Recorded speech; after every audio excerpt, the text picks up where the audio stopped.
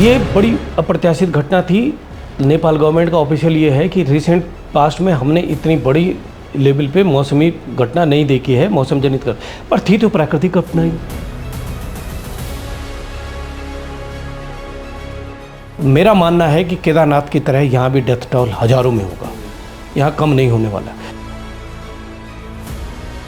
वैसे तो कहा जाता है कि मानव सभ्यता का विकास इसलिए हुआ है कि वो इतिहास से सबक सीखते हुए आगे बढ़ती है, लेकिन आपदाओं की दृष्टि से देखें तो मानव सभ्यता का इतिहास आपदाओं से कुछ न सीखने की एक उदास कहानी है। हम लोग आपदाओं के मुहाने पे खड़े हैं। पानी इसमें कम और इसमें सॉलिड मटेरियल ज़्यादा। इन तीनों प्रोसेस में ऐसा हुआ, चाहे वो रोटी घाट की घटना हो, चाहे वो धराली की घटना हो, या चाहे वो इस समय की घटना है। पर इतना बड़े मटेरियल नीचे की तरफ को मोबिलाइज हुआ, जिसने फ्रेंडशिप ब्रिज तोड़ दिया, जिसने नीचे की तरफ को इतना बड़ा नुकसान बचाया, इतनी बस्तियां तबाह कर दी। इस मटेरियल के लिए जरूरी पानी कहाँ से आया होगा? इतने बड़े साइज़ के ग्लेशियर वहाँ नहीं है जैसा कि और प्रिडिक्शन तो लोग कर रहे हैं, लेकिन जहाँ तक हम इस टेरेन को समझते हैं इतने बड़े ग्लेशियर्स नहीं हैं जहाँ ग्लेशियल एवलांच इतनी बड़ी तादाद में आ सके। उस एरिया में बड़ी बारिश हुई होगी, उसकी वजह से बहुत बड़ा लैंडस्लाइड ट्रिगर हुआ। वो लैंडस्लाइड नीचे की तरफ मोबिलाइज हुआ, नदी में फेयरली ठीक ठाक पानी रहा होगा। हो सकता है कि कुछ समय के लिए पॉन्डिंग हुई हो, लेकिन पॉन्डिंग होती तो फिर काइनेटिक एनर्जी इतनी नहीं जाती। तो मेरा ये मानना है कि पॉन्डिंग भी नहीं हुई, वो सारा का सारा मटेरियल एकदम नीचे को मोबिलाइज हुआ और उसकी वजह से नीचे को फ्लैश फ्लड आया, तो सारा तबाही हो गई। तबाही बहुत दूर तक नहीं जा सकती, अगेन मैंने कहा, क्योंकि वॉल्यूम इतना ज़्यादा नहीं है। पानी अगर ज़्यादा होता तो बहुत दूर तक जाती बात। अभी लोग पिन पॉइंट ये नहीं कर पाए हैं कि ट्रिगरिंग चीज़ क्या रही होगी, अल्टीमेटली फ्लड के लिए ट्रिगरिंग पॉइंट क्या रहा होगा। कहने का मतलब सारे टूल्स के बावजूद, सारे वैज्ञानिक दक्षता के बावजूद अभी तक हम ऐसी स्थिति में हैं कि कुछ प्रोसेसेस को हम अभी तक तत्काल समझ नहीं पाते हैं कि इतना बड़ा ट्रिगर क्यों आया होगा। हर स्ट्रीम में ये पोटेंशियल है कि छोटी मोटी तबाही ले आ सकती है। जो तबाही थी तिस्ता वाली, उसमें लोगों ने देखा कि ग्लेशियर लीक का उसमें बहुत बड़ा मेजर कंट्रीब्यूशन रहा। यहाँ तक कि इस बात में आज तक कंट्रोवर्सी है कि 2013 की आपदा में चौरा वाली लीक का कंट्रीब्यूशन कितना रहा। इतनी बड़ी लीक तो थी नहीं। प्रकृति ने अपने प्रोसेसेस को चेंज किया है, पर है तो प्राकृतिक। अब उसको डिजास्टर किसने बनाया, उसको आपदा में किसने परिवर्तित किया? आपदा ने तो मानव ने किया। यहाँ भी मैं देख रहा हूँ कि जितने भी विजुअल्स आ रहे हैं वो साफ साफ बता रहे हैं कि नदी की जड़ से बिल्डिंगें 5-5, 6-6, 7-7 मंजिलें बिल्डिंगें उठा दी गई है। ये तब है जब हिमालय भूकंप के प्रति अत्यंत संवेदनशील इलाका है। सब जगह आपने या तो नदियों के गले घोंट दिए हैं, या आपने टेरेन की, स्लोप की, ढाल की संवेदनशीलता को न समझते हुए, न जानते हुए, जानबूझ के अंदाज करते हुए 5-5, 6-6, 7-7 मंजिलें बना दिए गए हैं। कि क्लाइमेट चेंज के इस दौर में उच्च हिमालय क्षेत्र में अतिरिक्त संभावना है कि इस तरह के फ्लैश फ्लड जनित आपदाएं बहुत ज़्यादा आने वाली हैं। और इस तरह से वैज्ञानिकों ने इतने शोध प्रकाशित किए हैं कि उच्च हिमालय क्षेत्र में हाइड्रो पावर प्रोजेक्ट्स न बनाए जाएँ। अभी फिर सुना है मैंने कि तपोवन वगैरह को हरी झंडी दे दी जा रही है, लेकिन ये तय है कि उनको डैमेज होना ही होना है, कैजुअलिटीज़ होनी है, और डाउन स्ट्रीम में उसके कैस्केडिंग इफेक्ट्स होनी। ये सारी चीज़ें हैं।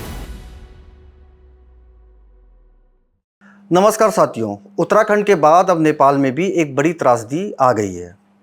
नेपाल के भोटकोशी और उसकी एक उपशाखा त्रिशूली नदी में 26 अगस्त को एक बड़ी बाढ़ से बड़ी जान माल की हानि हुई है।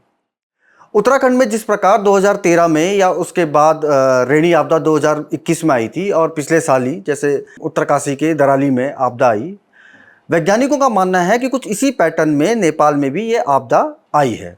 कुछ वैज्ञानिकों का ये मानना है कि 5 मैग्नीट्यूड से ज़्यादा का भूकंप आया। हालांकि इस जो ये कुछ वैज्ञानिकों का ये मानना था, इस बाद में इसको वापस ले लिया गया। लेकिन कुछ वैज्ञानिकों का ये मानना है कि जो मोरेन लेक था वो बर्स्ट हुआ और उसके बाद नीचे डाउन स्ट्रीम में एक बड़ा फ्लड आया। कुछ वैज्ञानिकों का ये भी मानना है कि जो हैंगिंग ग्लेशियर है वो टूटा है। हमारे संग प्रोफेसर SP सती हैं, जो उत्तराखंड के जाने माने भूगर्भ वैज्ञानिक हैं। उनके पास भी कुछ तथ्य हैं और वो हमें इन जो नेपाल के वैज्ञानिकों के या इंटरनेशनल जो ग्लेशियोलॉजी जो साइंटिस्ट हैं, इनके तथ्यों के साथ जोड़ के एक खाका उस नेपाल की आपदा का जोड़ रहे हैं। नमस्कार सर। नमस्कार।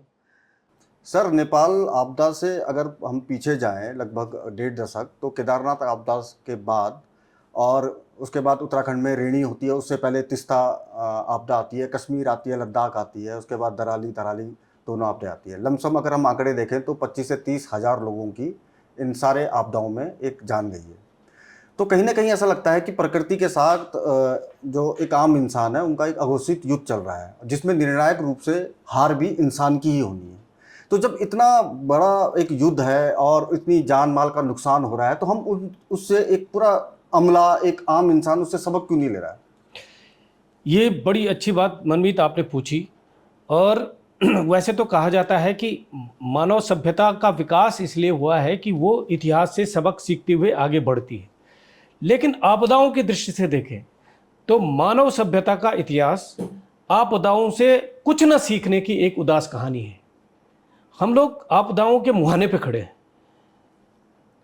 आईपीसीसी की रिपोर्ट से लेकर तमाम विश्व की तमाम शोध पत्रिकाओं में ऐसे लेख प्रकाशित हो रहे हैं जिससे पता चल रहा है कि क्लाइमेट चेंज हो रहा है, जलवायु परिवर्तन हो रहा है, और उसके आलोक में पूरे विश्व में मौसम जनित आपदाओं में बेतहाशा वृद्धि हो रही है। इसके बावजूद भी हमने इसको संज्ञान न लेते हुए पिछले 1.5-2 दशक की कहानी, जो क्लाइमेट चेंज में आई स्पीड अप की कहानी भी है, वृद्धि की कहानी भी है, वो दूसरी तरफ तथाकथित विकास की रफ्तार में आई हुई तेजी की कहानी भी है। अब दोनों कॉन्ट्रडिक्टरी है। जब विकास में की रफ्तार आप बढ़ाते हैं तो आप कहीं ना कहीं टेरेन की फ्रिजिलिटी, संवेदनशीलता, क्षेत्र विशेष की धरातल तत्व की संवेदनशीलता, और जो बदलाव आ रहे हैं मौसम की परिस्थिति में या जियो स्पाशियल लेवल पे जो विभिन्न प्रोसेसेस में जो बदलाव आ रहे हैं, उनको हम कहीं ना कहीं इग्नोर करते हैं, कॉम्प्रोमाइज़ करते हैं, कॉम्प्रोमाइज्ड रहती है, उसको हम एक्नॉलेज नहीं करते हैं, उसको कंसिडर नहीं करते हैं। इसलिए इन आपदाएं की घटनाएं और आपदाओं में होने वाले जानमाल की नुकसान, इनमें दोनों में वृद्धि हो रही है। सर, नेपाल की जो आपदा आई है अभी, इसमें कई सारी जो बातें चल रही है, जो इसमें कुछ का ये पक्ष है कि उसमें एक क्लाउड बर्स्ट हुआ है।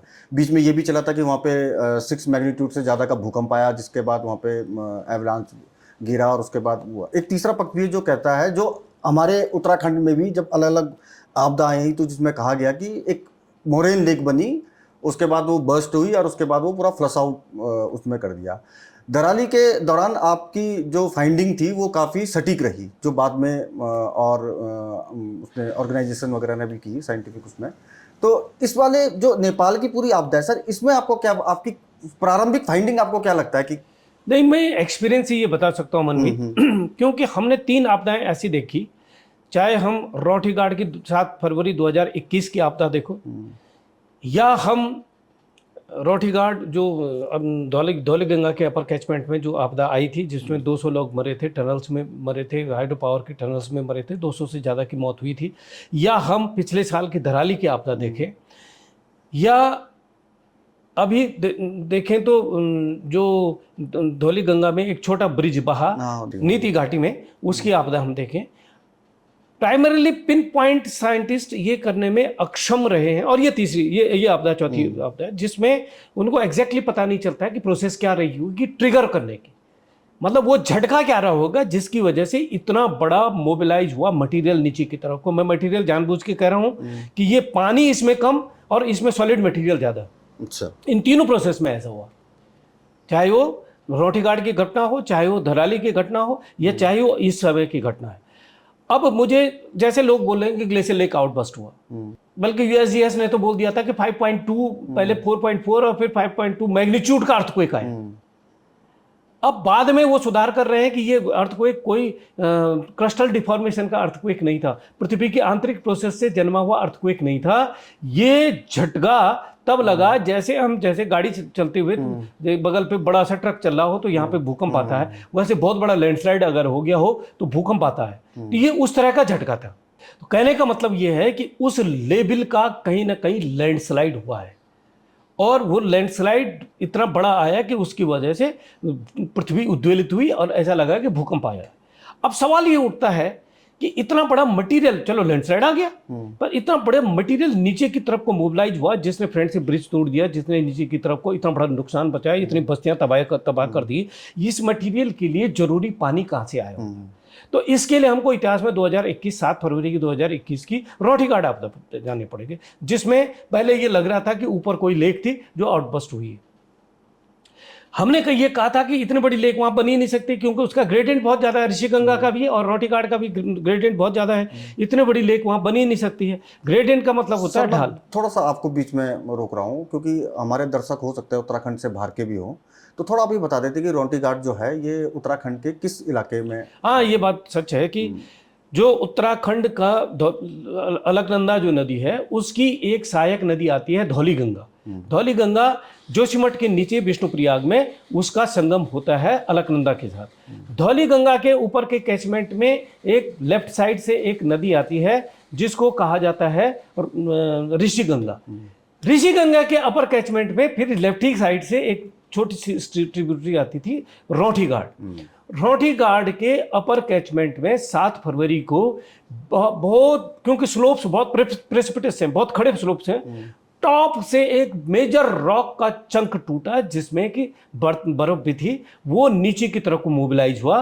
उसने नीचे की तरफ, जबकि ये 7 फरवरी तो नदी का जल स्तर मिनिमम में था, डिस्चार्ज बहुत कम था और बहुत मेजर बारिश नहीं हुई थी, एक आध दिन पहले बारिश हुई थी, वो टूटा। उसने जो स्लोप में जमा हुआ बर्फ बुर्फ रही होगी, हाई एल्टीट्यूड में बर्फ होती है, उसको भी नीचे को मोबिलाइज किया। कुछ नदी में थोड़ा सा अगर थोड़ा डैमिंग भी हुई थोड़े टाइम के लिए हुआ, लेकिन मुझे नहीं लगता डैमिंग हुआ, क्योंकि जो उसकी काइनेटिक एनर्जी थी, जो उसकी गतिज ऊर्जा थी, उसी की वजह से मेजर सॉलिड पोर्शन थोड़ा पानी के साथ नीचे की तरफ को मोबिलाइज हुई, ये मैकेनिज्म हुई और इसकी वजह से नीचे की तरफ भयंकर तबाही हुई। 2 हाइड्रो पावर प्रोजेक्ट्स थे, एक ऋषिगंगा वाला प्रोजेक्ट था और नीचे तपोवन वाला प्रोजेक्ट था, उसमें बहुत भारी तबाही हुई। ऋषिगंगा वाले प्रोजेक्ट में भी लोग मरे और धौली गंगा वाले जो तपोवन वाला प्रोजेक्ट था उसमें भी सुरंग में लोग काम कर रहे थे। सुबह सुबह की बात थी और वहां बहुत मेजर तबाही हुई। इस तरह की घटना हुई। वैज्ञानिकों में कई समय तक तो यही रहा कि इतना बड़ा पानी, जब बारिश भी नहीं है, आजकल तो बरसात है, एक एक्सक्यूज दे सकते हैं कि बारिश आप ऊपर से कहीं ना कहीं पानी रुका होगा, बरसात भी नहीं थी। सैटेलाइट पिक्चर भी उसी समय की तत्काल उपलब्ध हो गई, लोगों ने देखा ऊपर कहीं लेक भी नहीं थी, इस तरह की कोई लेक भी नहीं थी। जब लेक भी नहीं थी तो इतना पानी कहाँ से आया?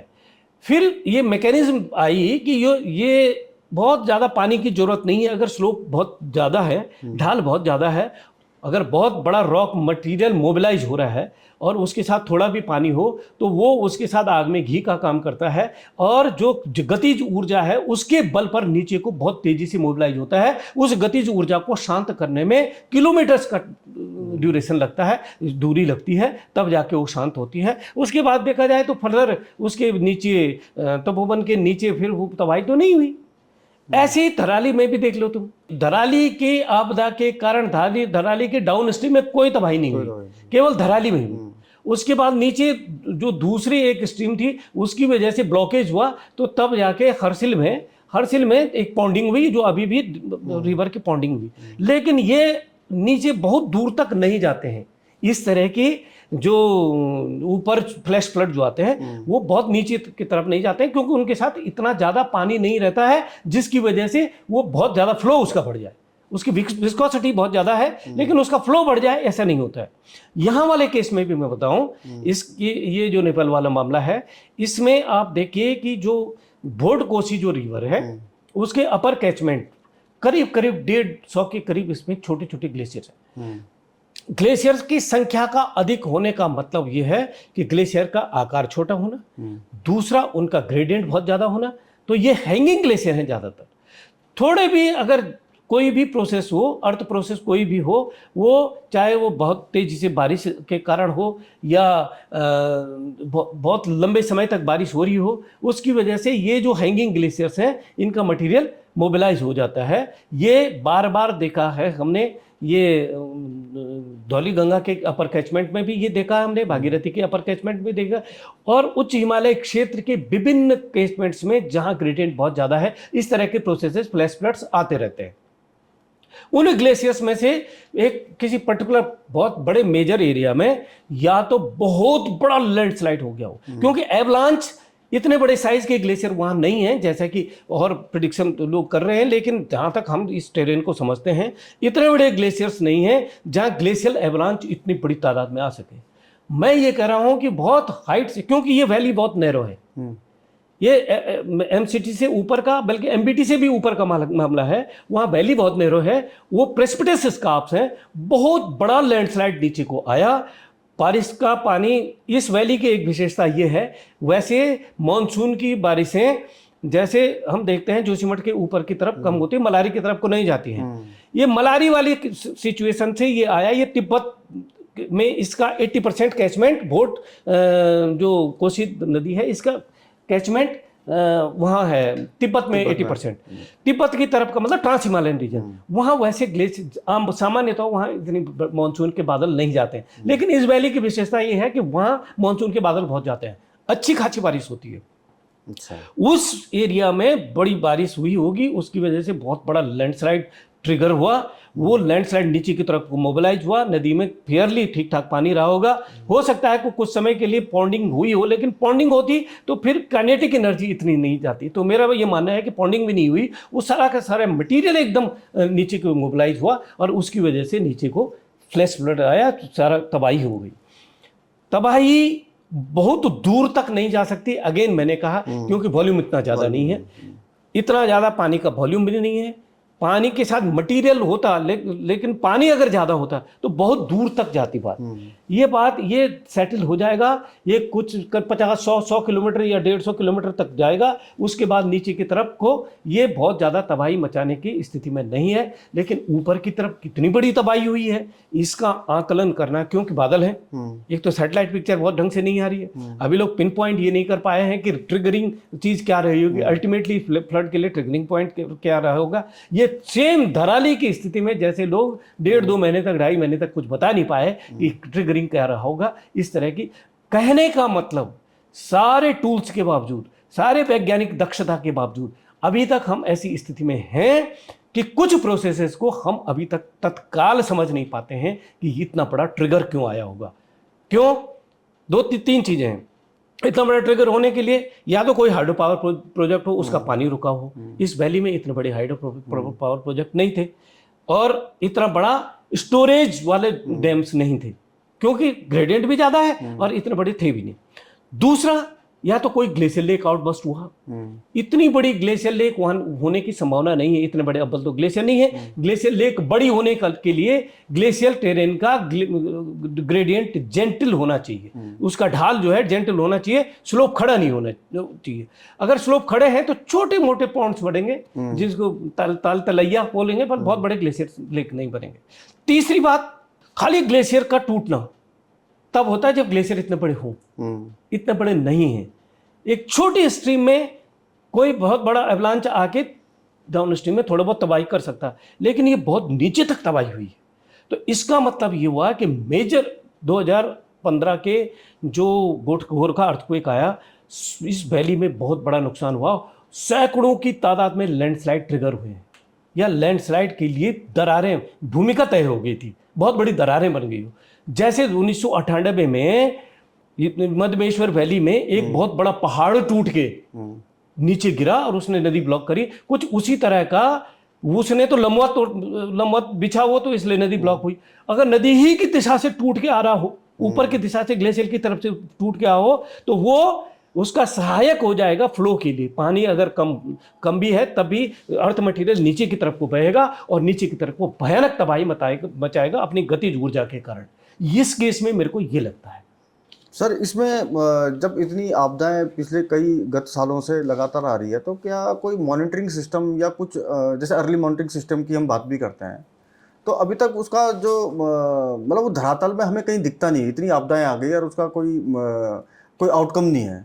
तो आप तो एक साइंटिफिक मतलब उसके संस्थानों में भी रहे हैं, तो उसके लिए वैज्ञानिक ग्लेशियर मतलब क्या कर रहे हैं उसके लिए? अब आप देखिए कि जितने भी हम दावे करें, एक बात तो ये है कि आजकल हमारे पास वहाँ का पिन पॉइंट डिटेल वाला सैटेलाइट पिक्चर नहीं आ सकती, क्योंकि बादल है।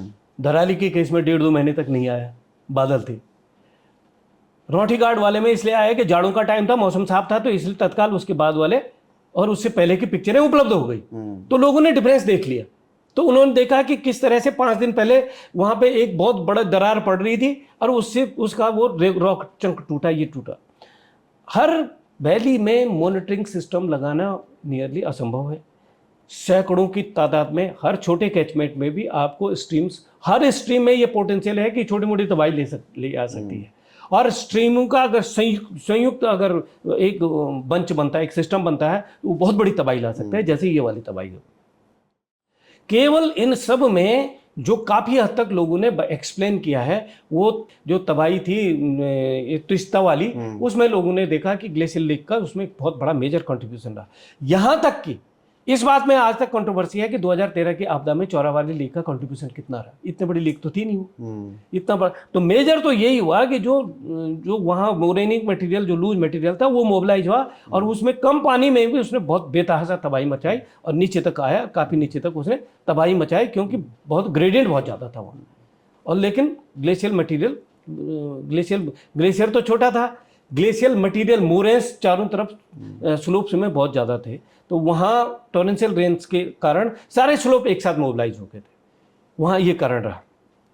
तो यहाँ भी ये कारण हो सकता है। लेकिन जहाँ तक आपने बोला कि मॉनिटरिंग और जो फोरकास्ट या प्रिडिक्शन, ये मॉडल क्यों डेवलप नहीं हो पा रहा, हिमालय की सेंसिटिविटी, हिमालय की विविधता, टेरेन की विविधता, हर क्षण हर लेवल पे अलग अलग टेरेन में विविधता पाई जाती है। उस कारण से कोई सेट मॉडल डेवलप करना इतना सरल नहीं है। हो सकता है भविष्य में आए, एआई का प्रयोग से भविष्य में इस तरह की चीज़ें आए, आज तक नहीं है। ऐसी दशा में जब हम ज़्यादातर अभी तक प्रोसेस का पता नहीं चल रहा हम कि किस तरह से है, तब हम इतने बड़े प्रोजेक्ट्स, इतने बड़े डेवलपमेंट प्रोजेक्ट्स हम इस टेरेन में बना रहे हैं। बार बार इस बात को चेता रहे हैं, कई एक्सपर्ट्स और उनकी कमेटीज ये बार बार कह रही हैं। ऐसी दशा में उसको कहीं ना कहीं वो करना चाहिए। बहुत बड़ी रिसर्चेज आए, मैंने पहले भी आपके उसमें बताया है कि ये बताया गया है कि क्लाइमेट चेंज के इस दौर में उच्च हिमालय क्षेत्र में अतिरिक्त संभावना है कि इस तरह के फ्लैश फ्लड जनित आपदाएं बहुत ज़्यादा आने वाली हैं। और इस तरह से वैज्ञानिकों ने इतने शोध प्रकाशित किए हैं कि उच्च हिमालय क्षेत्र में हाइड्रो पावर प्रोजेक्ट्स न बनाए जाएं। अभी फिर सुना है मैंने कि तपोवन वगैरह को हरी झंडी दे दी जा रही है, लेकिन ये तय है कि उनको डैमेज होना ही होना है, कैजुअलिटीज़ होनी है, और डाउन स्ट्रीम में उसके कैस्केडिंग इफेक्ट्स होनी। ये सारी चीज़ें हैं। सर, एक जैसे आपने बताया अभी कि हाँ, ये अर्ली मॉनिटरिंग सिस्टम हिमालय की अलग अलग वैली में, क्योंकि उनके मिजाज अलग है उनका, तो वहाँ पे एक तरह से उतनी संभावना नहीं होती। लेकिन ये तो एक साइंस का एक हदें हैं। लेकिन जो काम हम कर सकते हैं, जो सरकार की तरफ से हो सकता है और जो सरकार करती भी है, किसी विकास कार्य के लिए शहर के शहर और गांव के गांव विस्थापित हो जाते हैं। लेकिन हम कल जब नेपाल की विजुअल्स देख रहे थे, तो आपदा तो प्रकृति तो आपदा नहीं करती, वो तो जब इंसान उसके सामने करके खड़ा होता है या उसका इंफ्रास्ट्रक्चर खड़ा होता है, तब वो आपदा में तरमीम होती है। तो हमने जैसे कल का विजुअल्स देखे, या हमने दराली के विजुअल्स देखे, या हमने तमाम जो हम देखते हैं कि जो डाउन स्ट्रीम में जो शहर होते हैं या कस्बे होते हैं, वो पानी उनको बहा ले जाता है। तो हम देखते हैं कि नदियों में ही ये बात नदियों में ही वो होता है। चाहे हम उत्तरकाशी देख लें, अपने उत्तराखंड में देख लें। आपने बहुत सही बात पकड़ी मनमीत। ये बड़ी अप्रत्याशित घटना थी। नेपाल गवर्नमेंट का ऑफिशियल ये है कि रिसेंट पास्ट में हमने इतनी बड़ी लेवल पे मौसमी घटना नहीं देखी है, मौसम जनित कर, पर थी तो प्राकृतिक घटना ही। प्रकृति ने अपने प्रोसेसेस को चेंज किया है, पर है तो प्राकृतिक। अब उसको डिजास्टर किसने बनाया, उसको आपदा में किसने परिवर्तित किया? आपदा में तो मानव ने किया। आपने नदी की जड़ से, जैसे 2013 में केदारनाथ की आपदा में जो मकान ढहे, 2060 के बाद की बस्तियां बही, ज़्यादातर बहुत कम हुआ है कि जो जिसमें थोड़ा बहुत अगस्त्यमुनि वगैरह में जो हम पुराने क्षेत्र में गए, अदरवाइज 2060 के बाद की उग आई बस्तियों को ज़्यादा 2013 की आपदा ने नेस्त नाबूद किया, क्योंकि वो निर्माण ऐसी जगह पे करे गए थे जहाँ नदी का पुराना तट था, नदी का फ्लड प्लेन था। यहाँ भी मैं देख रहा हूँ कि जितने भी विजुअल्स आ रहे हैं वो साफ साफ बता रहे हैं कि नदी की जड़ से बिल्डिंगें 5-5, 6-6, 7-7 मंजिलें बिल्डिंगें उठा दी गई है। ये तब है जब हिमालय भूकंप के प्रति अत्यंत संवेदनशील इलाका है और वहाँ इतनी बड़ी बड़ी बिल्डिंगें बना दी गई है। हमारे क्षेत्र में भी चलो तुम, तो अगर मध्य हिमालय से चलो, लेसर हिमालय की तरफ से चलो, आप कर्णप्रयाग में देखिए इतनी बड़ी बड़ी बिल्डिंगें बना दी गई हैं इतने सेंसिटिव ढालों पे। उसके अलावा जोशीमठ में देख लीजिए आप, चमोली में देख लीजिए आप ऊखीमठ में देख लीजिए, गुप्तकाशी में देख लीजिए आप, मुनस्यारी में देख लीजिए, धारचूला में देख लीजिए। और इस तरह के हम छोटे छोटे कस्बे जो ऊपर अपर रीचेज में है, चाहे उत्तरकाशी के ऊपर भटवाड़ी है, भटवाड़ी के ऊपर चले जाइए आप तो आप हरसिल में देख लीजिए, यहाँ सब जगह आपने या तो नदियों के गले घोंट दिए हैं या आपने टेरेन की, स्लोप की, ढाल की संवेदनशीलता को न समझते हुए, न जानते हुए, जानबूझ के अंदाज करते हुए 5-5, 6-6, 7-7 मंजिलें बना दिए गए हैं। और तब मैं क्वेश्चन करता हूँ, ये रेगुलेटिंग एजेंसी जितनी है, अभी देख कर्णप्रयाग का मैंने उदाहरण दिया, तो मैं कल देख रहा था कि कर्णप्रयाग में तो नगर पंचायत भी है, इसके बावजूद 7-7 मंजिलें कैसे बन गई भाई? ऐसी संवेदनशील ढाल पे, बिल्कुल नदी के ऊपर। ऐसी हर जगह की कहानी, गोपेश्वर की कहानी ऐसी है, पौड़ी की कहानी ऐसी है, अल्मोड़े की कहानी ऐसी है, नैनीताल की कहानी ऐसी है। तो मैं ये कह रहा हूँ कि ये जितनी भी आपदाएं आ रही हैं, हर घटना के बाद हमारा डर ज़्यादा पुख्ता होता है। हम जैसे लोग जो थोड़ा बहुत इन चीज़ों को समझते हैं, थोड़ा बहुत, ज़्यादातर तो हिमालय को समझने का कोई दावा नहीं कर सकता, भूकंप की प्रक्रिया भी नहीं समझ पा रहे हैं बहुत बड़े बड़े भूकंप वैज्ञानिक, और ये इस तरह के मौसमी अतिता को भी नहीं समझ पा रहे हैं। ये जो एक्सट्रीमिटी ऑफ द प्रोसेसेस हो गई है, इसको हम समझने में अभी तक नाकाम है।